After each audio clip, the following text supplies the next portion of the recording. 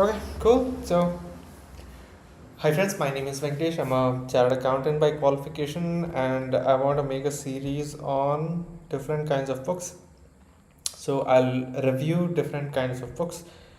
I'll read with you. Matlab you have, if you have a book with you right now, it is Psycho Cybernetics. If you have this book with you, we can read this together. We can understand this together, and then we can make notes together. So it will be beneficial for you as well as for me, and it will be more of a interactive session and something like that. So this is a thought that has come to my mind, and yeah, this is how I'm gonna do.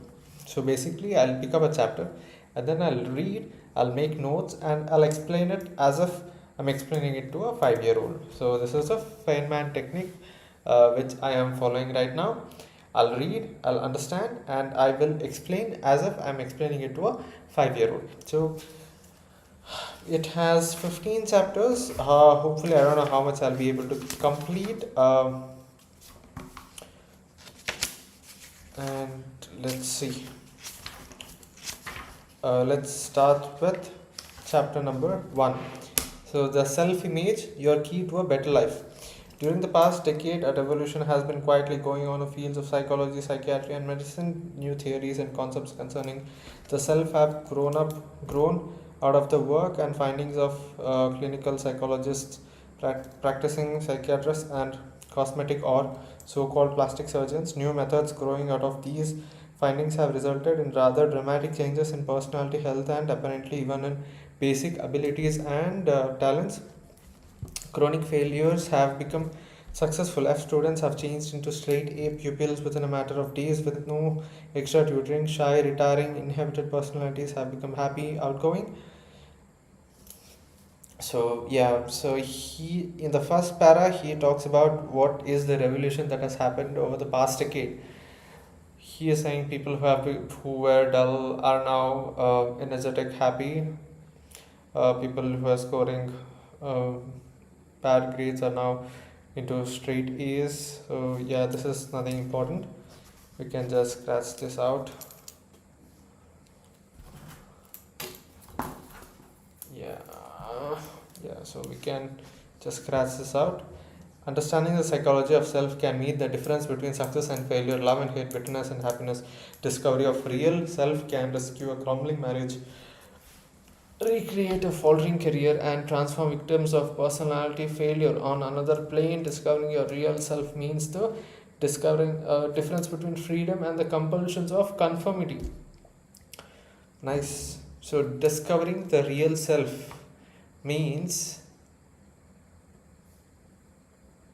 understanding the difference between the freedom and the compulsions of conformity. Wow, what a word, man. This is so too good. Difference, okay, what it means to discover a true self. When I understand my true self, I understand the difference between the freedom, which is the true self, and the person I was, which was due to compulsions of conformity. Wow, nice. Your key to a better life is the uh, next para. The most important psychological discovery of this century is the discovery of self-image. Whether we realize it or not, each of us carries about with us a mental blueprint or picture of ourselves. This is absolutely true. What he is saying is, whether we know it or not, voluntary or involuntary, we carry a mental image of ourselves. It may be vague, it may be ill defined to our conscious case. In fact, it may not be consciously recognizable at all, but it is there. Complete down to the last detail. This self image is our own concept. It is coming from our own beliefs about ourselves. It has been built up from our own beliefs about ourselves, but most of these beliefs about ourselves have unconsciously been formed from our past experiences, Our successes, failures, humiliations, triumphs, and the way other people have reacted to us, especially in early childhood. From all these, we mentally construct a self. Once an idea or a belief about ourselves goes into this picture, it becomes true as far as we personally are concerned. We do not question this validity but proceed to act upon it as if it were true. Wow, this is a huge thing what he is just claiming, not claiming, but I believe this is true. See, we all as human beings have a picture about ourselves. I'm so good, I'm so polite, I'm so decent, I'm ill tempered, I'm short tempered, I get angry, I'm so good at this, I'm so good at math, I'm so good at communicating with people. So these are all the things that is giving you a picture of yourself. These can be because of your past experiences, these can be because of everything that has happened in your childhood, the successes, the weakness, the triumphs, how people have reacted to all these things, and then these have created an imprint in you. Whether you know it or not, we react to these involuntarily. Whether voluntarily or involuntarily, these are continuously being reacted to. The self image becomes a golden key to a living better life because of two important discoveries. All your actions, feelings, behaviors, even your abilities are always consistent with this self image. Your abilities are consistent with this self image. Suppose if you believe, or if you tell, or in the past you, if you have had any experience where you felt that you're not good enough, that that moment or that situation, that circumstance has created an impact on your self image, and this self image definitely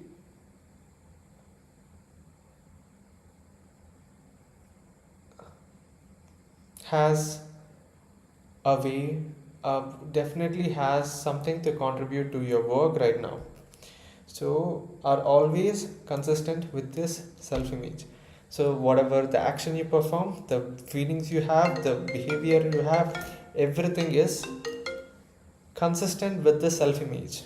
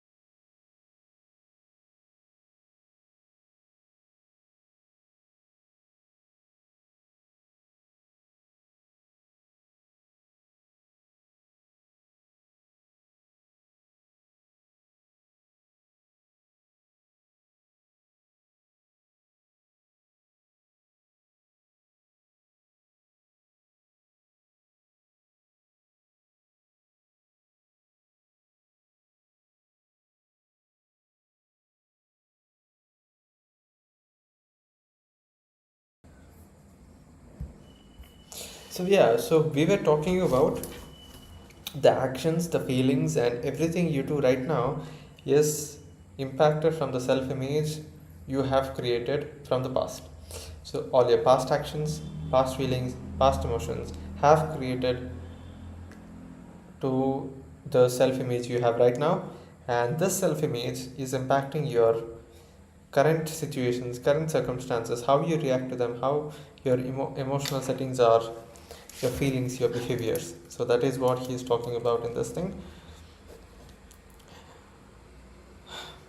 In short, you will act like the sort of person you conceive yourself to be. If you conceive yourself to be a strong person, a determined person, a very enthusiastic, energetic guy, you will be enthusiastic, energetic, whatever, so and so guy.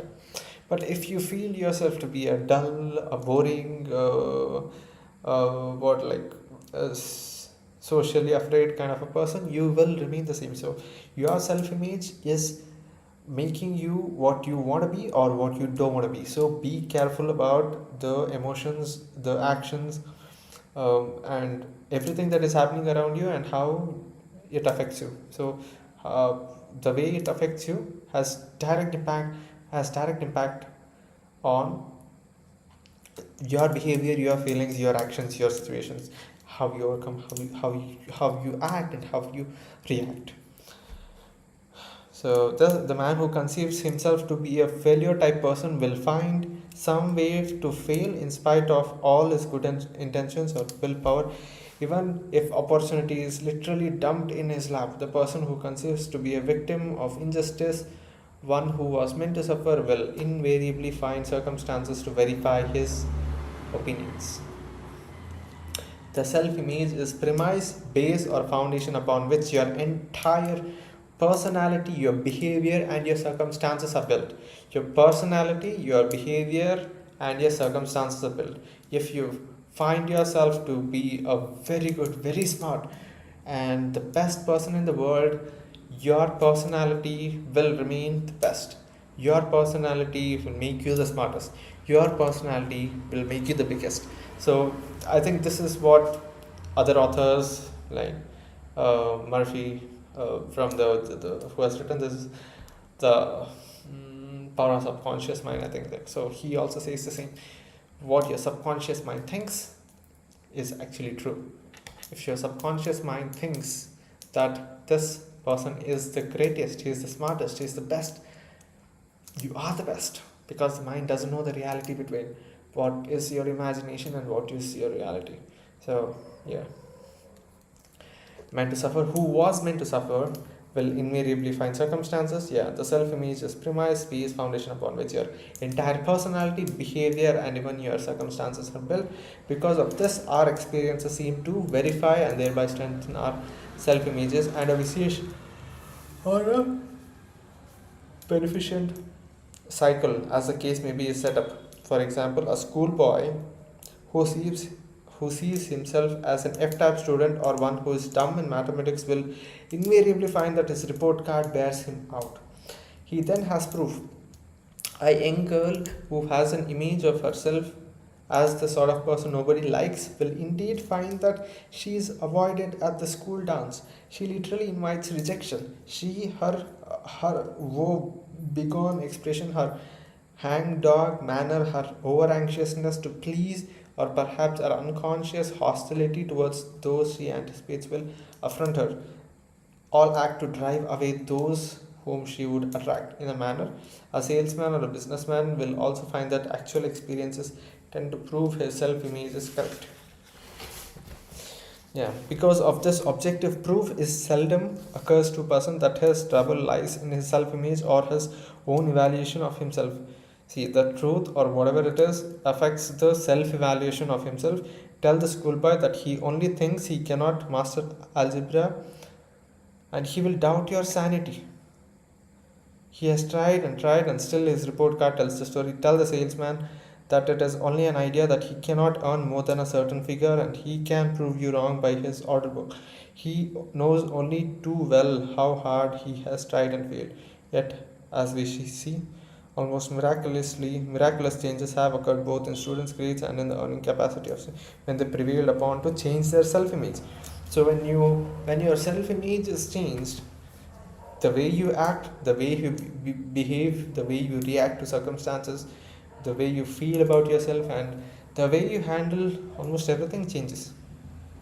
And this book, I think he is trying to change the self image from whatever we are seeing right now.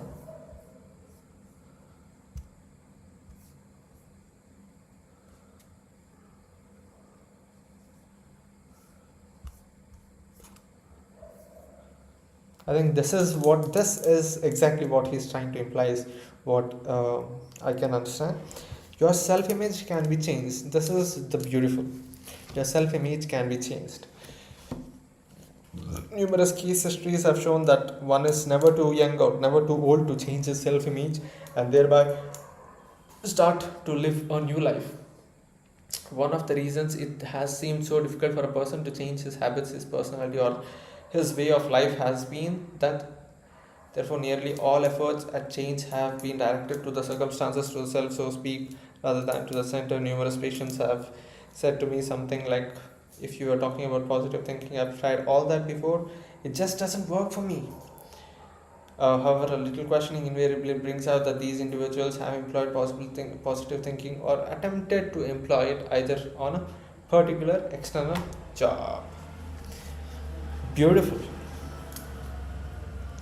I will be more calm and relaxed in the future. The business venture will turn out right for me. But they have never ought to change their thinking about self that was to accomplish these things. It's like saying, I am the most positive things. I'm the most positive person just at the external pre frontal cortex level. But you are not absorbing this idea at the subconscious level.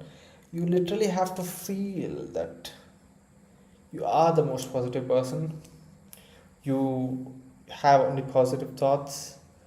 When you feel, when you know, when that's the reality, you are that. When you go to that extent, there is no more affirmations. It is all, it is just you. It is just you. That is what he's trying to say here in this thing.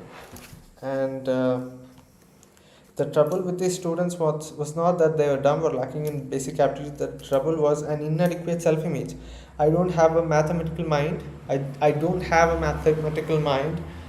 I'm just naturally a poor speller. They identified with their mistakes and failures instead of saying, I failed the test. I am a failure. So instead of saying, I flunked the subject, they said, I am a flunk out. Instead of saying, for those who are interested in learning more about Lecky's work, I recommend securing a copy of his book, Self Consistency, A Theory of Personality.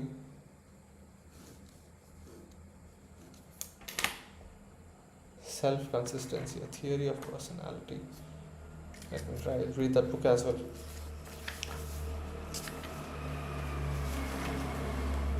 And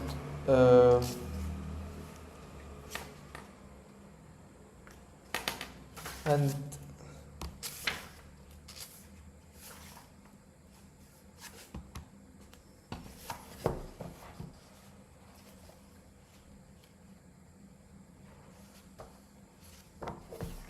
cool.